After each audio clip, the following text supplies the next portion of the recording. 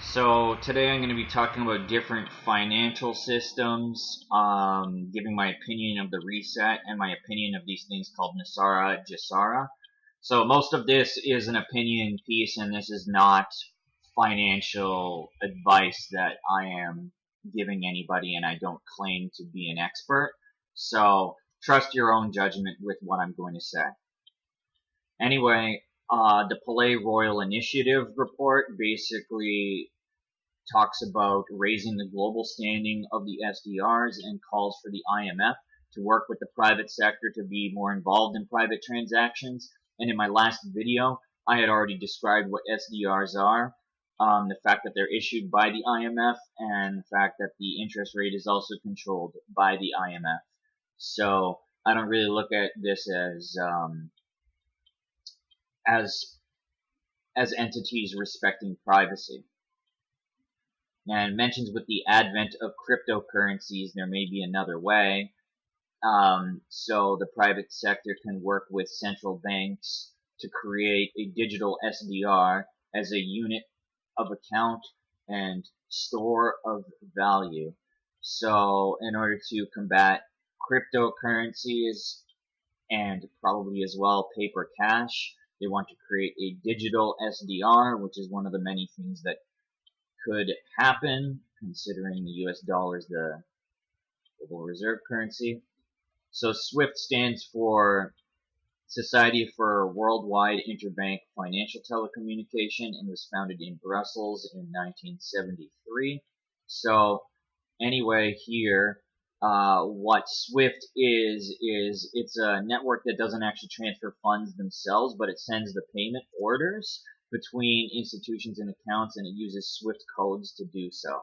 So, SWIFT standardized what are called international bank account numbers and BIC, bank identifier code formats. So, and they own and administer the BIC system. I'm just explaining what Foster Swiss is because they're a Swiss international consulting agency that's primarily based out in Madrid, Barcelona, and Geneva. And the Asian Investments Infrastructure Bank houses a quantum computer and uses what's called the quantum financial system, and it's the eastern part of the IMF and the World Bank, essentially. So it was created by Chinese engineers, and it's one of its main characteristics, the quantum financial system, is that bankers don't have access to this without the permission of the account supervisors. And the purpose of this system is to develop a network to transfer assets that are backed by gold, and Russia and China want to replace the SWIFT system, which is controlled by the U.S. And quantum financial system is completely dependent from blockchain, by the way, blockchain technology or other cryptocurrencies. And as well, just something unique here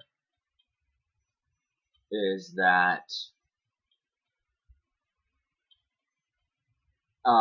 any country that doesn't comply with GESARA, the Global Economic Security and Reformation Act, is excluded from the quantum financial system. So every country has to comply with GESARA, which I'll be getting to GESARA later. So here now they're talking about FedCoin, another system. FedCoin dollar may signal the end of global reserve status. So that might be a potential for replacing the global reserve currency, is what they're saying, which is the US dollar. So according to The Economist, Fed coins are a new incarnation of money, and as well, like the article said, it could signal the abandonment of the US dollar, and their way of describing it, The Economist says, it could alter geopolitics too by providing a conduit for cross-border payments and alternatives to the dollar. the world's reserve currency, and a linchpin of American influence. So here's another article that's basically agreeing with the previous article that I just showed.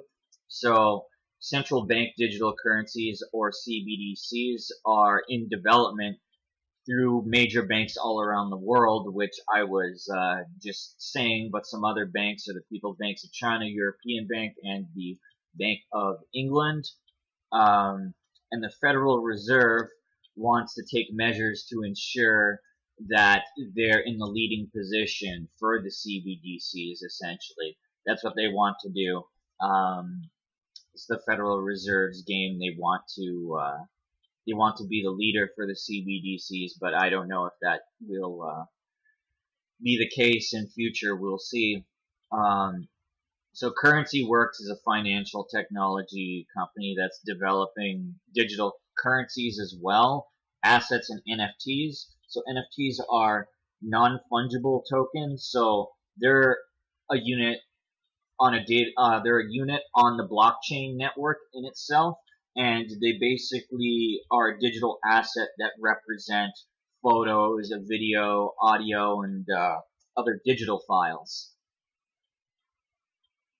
So now going on to NESARA, I'm going to talk about what it is and a little bit about its history, and then give my opinion. So supposedly it's supposed to perform a debt jubilee, so everybody is absolved of all debt. It abolishes income tax, and there's a return to currency backed by precious metals, and they release as well suppressed technologies. Now, with some of its history supposedly here, I'm just going to let you know that what I'm going to say is just personal opinion, because various websites, including this one, I don't agree with everything that they're saying, and I leave it up to you to do your own research, but I'm just going to give my opinion on the history of it here. So, with the National Economic Security and Reformation Act, what happened, in my opinion, is Bill Clinton was allegedly under force meant to sign it on October 10th, 2000, and it was supposedly going to be announced on September 11th, 2001 at 10 a.m., but at 9 a.m. is when the Twin Towers collapsed. So,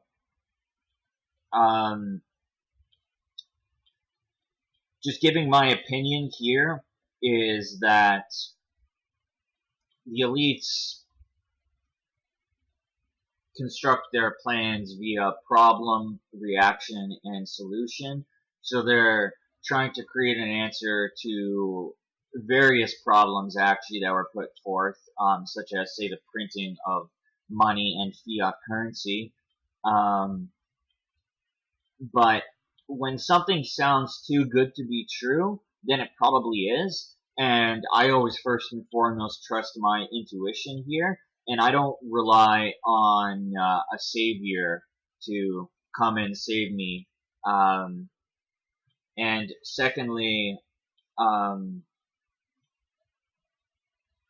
if something is going to be streamlined, universal, and equal, it sounds like a one world currency, which in itself is a one world currency in and of itself is not a bad thing per se, but I don't know under what context I will need to be able to subscribe to GESARA and be able to have access to that currency, right? So, because I don't know if we can be a part of the new financial system if we say don't comply with certain measures involving gene altering technology, right?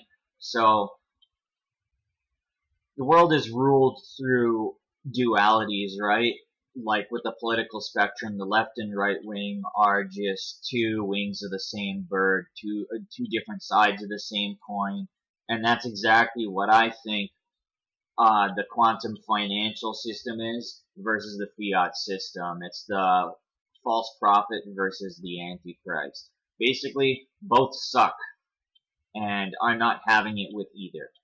But anyway, I've said my opinion here on what I think is going on. If somebody else has anything to say, please comment, like, subscribe, and I'll be more than happy to talk to you, and maybe we can learn something new from each other. Take care.